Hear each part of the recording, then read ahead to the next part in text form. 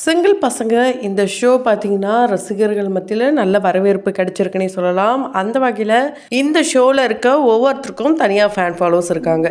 ஏன்னா இவங்க ஆல்ரெடி ஒரு இன்ஃப்ளூயன்சராக இருந்து இந்த ஷோக்கு வந்ததுனால தான் இவங்களுக்கு இந்த ஃபேன் ஃபாலோவர்ஸ் அப்படின்னே சொல்லலாம். அந்த வகையில் இந்த ஷோவிலேருந்து ஒவ்வொருத்தரை பற்றியும் நம்ம சேனலில் பார்த்துட்டு வரோம். அப்படி தான் இப்போவும் விக்னேஷ் அவர்களை பற்றி பார்க்க போகிறோம். ஸோ இவரை பற்றி பார்க்குறதுக்கு முன்னாடி இது வரைக்கும் யாரெல்லாம் நம்ம சினி சமூகம் சேனலை சப்ஸ்கிரைப் பண்ணலையோ அவங்க எல்லாரும் மறக்காமல் சப்ஸ்கிரைப் பண்ணிவிட்டு பக்கத்தில் இருக்க பெல் ஐக்கானையும் மறக்காமல் ப்ரெஸ் பண்ணிவிடுங்க. சிங்கிள் பசங்க ஷோவில் விக்னேஷ் அவருடைய பர்ஃபார்மன்ஸ் ரொம்ப நல்லா கொடுத்துட்டு வராருன்னே சொல்லலாம். இந்த ஷோவில் இவர் ஆல்ரெடி யூடியூப்பில் இருந்ததுனால இந்த ஷோவில் அவர் நிறைய பேருக்கு ரொம்ப தெரிஞ்சவங்களாகவே இருந்தது. குறிப்பாக அவர் அங்கே இருந்த பெண்களை அசத்தணுன்றதுக்காக வித்தியாசமாக சமைச்சு கொண்டு வந்து அசைத்திட்டுருக்காரு. ஸோ இந்த ஷோ மூலிமா இவரை பார்த்தவங்களுக்கு இவருடைய பின்னணியை பற்றி ரொம்பவே இன்ட்ரெஸ்டிங்கான விஷயங்கள்லாம் காத்துட்ருக்கு. வாங்க தொடர்ந்து வீடியோ பார்க்கலாம். விக்னேஷை பற்றி சொல்லணுன்னா விக்னேஷ் கிச்சனை பற்றி ஃபஸ்ட்டு தெரிஞ்சுக்கணும். ஏன்னா விக்னேஷ் கிச்சன் அப்படின்ற ஒரு யூடியூப் சேனல் மூலமா தான் இவர் இங்கே மீடியாவில் அறிமுகமாகிறாரு. 2012 இவர் யூடியூப் ஸ்டார்ட் பண்ணுறாரு. ஒரு சில காரணங்களால் இவர் யூடியூப்பை யூஸ் பண்ணாமல் விடுறாரு. அதுக்கப்புறம் 2015 ரீஸ்டார்ட் பண்ணுறாரு. இவர் ஆரம்ப காலகட்டத்தில் இருந்து, அதாவது இப்போ தான் நெகட்டிவ் கமெண்ட்ஸ் ரொம்ப பூம் ஆகிருக்கு, புல் பண்ணுறாங்க இப்படியெல்லாம் சொன்னாலும் இவருடைய ஆரம்ப காலகட்டத்திலருந்தே இவரை ரொம்பவே டேமேஜ் பண்ணியிருக்காங்க, ரொம்பவே அசிங்கமாக பேசியிருக்காங்க, ரொம்ப நிறைய நெகட்டிவ் கமெண்ட்ஸ். அதை தாண்டி இப்போது ரீசெண்ட் டைமில் பாடி ஷேமிங்கும் சேர்ந்து தான் பண்ணுறாங்க. இப்படி என்னதான் இவரை நெகட்டிவாக சொன்னாலும் இவர் இந்த மீடியா விட்டு போகாமல் இருக்கிறதுக்கு முக்கிய காரணம் என்னென்னா, இவர் நம்மளுக்கு தெரிஞ்ச ஒரு விஷயத்த மக்களுக்கு சொல்ல போகிறோம். நம்ம நல்ல விஷயம் தானே பண்ணுறோம், நம்ம எதுக்காக பயப்படணும், நம்மளுடைய மனசாட்சிக்கு நம்ம கரெக்டாக இருக்கோன்னு தோணுது, அதனால் நம்ம யாருக்காகவும் எதுக்காகவும் பயப்பட வேண்டாம் அப்படின்ற ஒரு முடிவு எடுக்கிறாரு. ஆரம்பத்தில் இந்த நெகட்டிவ் கமெண்ட்ஸ்லாம் பார்த்து மனம் முடிஞ்சு போயிருக்காங்களாம். இவரும் இவங்க அம்மாவும் தான் யூடியூப் சேனலை ரன் பண்ணிகிட்ருக்காங்க. இவர் செம்மையாக குக் பண்ணுவாருன்னே சொல்லலாம். இவர் ஸ்கூல் படிக்கும் போதே டெய்லி ஏதாவது ஒரு ரெசிபி சமைச்சு கொண்டு போவாராம். அங்கே இருந்த பிடி மிஸ் இவருடைய ஃபுட்டை டேஸ்ட் பண்ணிவிட்டு நல்லா இருக்குது அப்படிலாம் சொல்லும் போது அவருடைய ஃப்ரெண்டு ஒரு ஐடியா கொடுக்குறாரு. ஏன் நீ யூடியூப் சேனல் ஸ்டார்ட் பண்ணக்கூடாது, நீ நல்லா தானே சமைக்கிற, அது ஏன் மற்றவங்களுக்கு சொல்லி கொடுக்கக்கூடாது, மற்றவங்களுக்கு ஏன் நீ காட்டக்கூடாது, இது போலலாம் அவர் கேட்டதோ எப்படி பண்ணணும் என்ன பண்ணணும் இது எல்லாத்தையுமே அவர்கிட்டையும் கேட்டு ஒரு யூடியூப் சேனலை ஸ்டார்ட் பண்ணுறாங்க. அதுதான் 2012 விக்னேஷ் கிச்சன் அப்படின்ற யூடியூப் சேனலை தான் ஸ்டார்ட் பண்ணுறாரு. இப்படி இவர் ஸ்டார்ட் பண்ணும்போதே இவரை சுற்றி நெகட்டிவிட்டி தான். இவர் கூடவே இருந்தவங்க இவரை பார்த்து என்ன நீ பொண்ணு மாதிரி சமைக்கிற, நீ என்ன பொண்ணா, இப்படிலாம் இவர் கேலி கிண்டல்லாம் பண்ணியிருக்காங்க. ஆனால் சமைக்கிறது பொண்ணுங்களுடைய வேலை மட்டும்தான் அப்படின்றது யார் முடிவு பண்ணதுன்னு தெரியல. ஸோ அதை பிரேக் பண்ணுற வகையில் இப்போது நிறைய ஆண்கள் செஃப்பாக இருக்காங்க, ஜட்ஜாகவும் இருக்காங்க. இந்த குக்கிங் இண்டஸ்ட்ரியை பொறுத்த வரைக்கும் ஆண்கள் நிறைய சாதனைகளை படைச்சிட்டு வராங்க. அது இப்போ இருக்கிற காலகட்டத்தில் ரொம்பவே ஒரு நல்ல விஷயம். இவர் வீடியோ ஆரம்பிக்கும் போதும் சரி, எங்கேயாவது பேசும்போதும் சரி, ஆரம்பிக்கும் போது சொல்கிற ஒரே வார்த்தை வாழ்க வளமுடன். இதுதான் எல்லாரையும் பார்த்து சொல்லுவார். அந்தளவுக்கு ஒரு பாசிட்டிவான மனிதராக தான் இவர் இருந்துட்டு வராரு. அதே மாதிரி யாரையும் கண்மூடித்தனமாக நம்பவே மாட்டாராம், ஈவன் இவங்களுடைய அம்மாவையும்.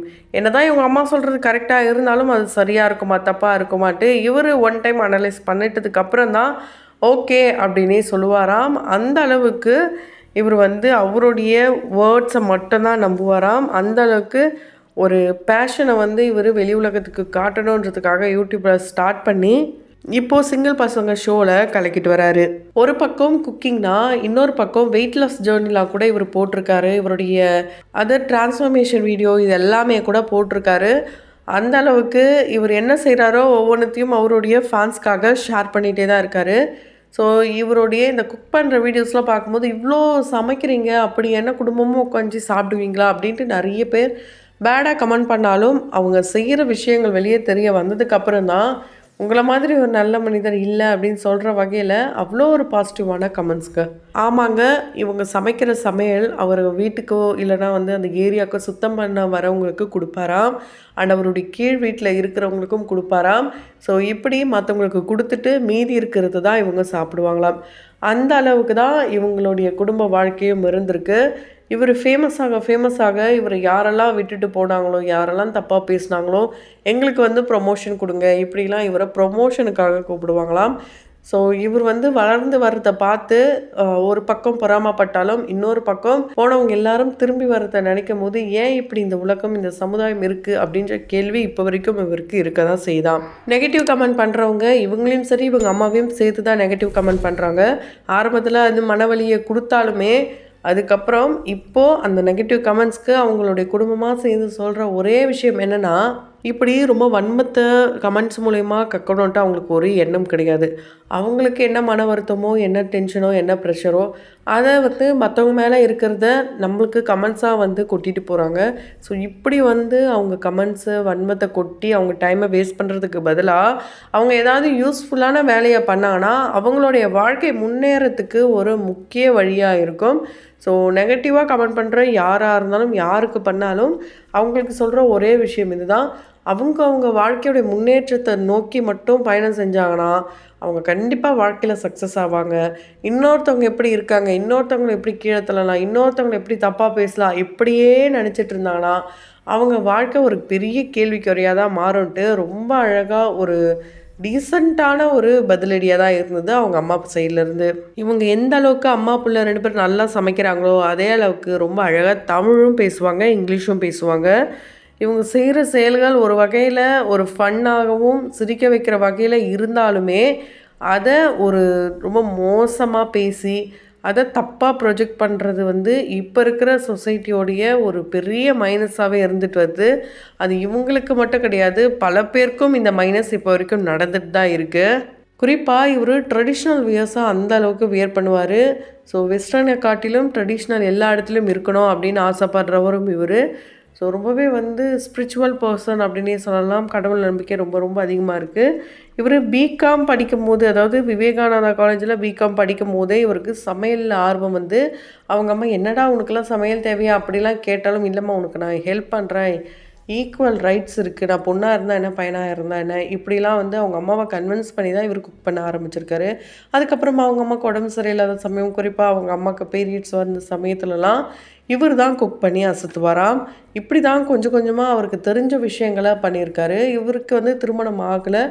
திருமணம் ஆக வேண்டிய அந்த பொண்ணு எப்படி இருக்கணும்னு இவர் ஆசைப்பட்றான்னா, ஒரு நல்ல ஒரு குணமான பொண்ணு. அவங்களாவே இருந்தால் போதும். ரொம்ப வசதி வேணாம், ரொம்ப ஏழ்மை வேணாம், ரொம்ப அழகு வேணாம், இது வேணும் அது வேணும்னு இவர் எந்த ஒரு எக்ஸ்பெக்டேஷனும் கிடையாது. வாழ்க்கையில் எப்பப்போ எது நடக்கணுமோ அப்பப்போ அது நடக்கும். ஸோ அதை நினச்சி நம்ம ஒரி பண்ணவே கூடாது அப்படின்ட்டு மக்களுக்கு ஒரு அவேர்னஸ்க்காகவும் அவருடைய பர்சனல் லைஃபை எக்ஸாம்பிளாக சொல்லியிருக்காரு. அந்த வகையில் இவருடைய பேஷனை சிங்கிள் பசங்க ஷோ மூலயமா காட்டிட்டு வராரு. இவர் டைட்டில் வின் பண்ணுவாரா என்னன்றதை கமெண்ட் பாக்ஸில் மறக்காமல் கமெண்ட் பண்ணுங்கள். அடுத்து யாரை பற்றி பார்க்கலாம் அதையும் கமெண்ட் பாக்ஸில் கமெண்ட் பண்ணுங்கள். தொடர்ந்து வீடியோஸ்லாம் பார்க்கணும்னு நினச்சிங்கன்னா உடனே சேனலை சப்ஸ்கிரைப் பண்ணிவிட்டு பக்கத்தில் இருக்க பெல் ஐக்கானையும் மறக்காமல் ப்ரெஸ் பண்ணிவிடுங்க.